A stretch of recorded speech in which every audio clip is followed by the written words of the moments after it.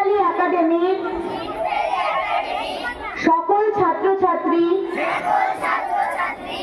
আজকে বার্ষিক ক্রীড়া প্রতিযোগিতার দিনে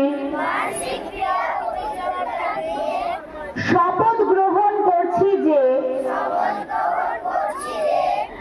আমরা নিষ্ঠার সঙ্গে খেলায় অংশগ্রহণ করব এবং খেলার সমস্ত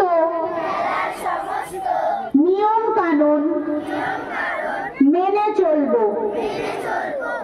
খেলার জয় পরাজয় নিয়ম অনুসারে আমরা সবাই মেনে চলব।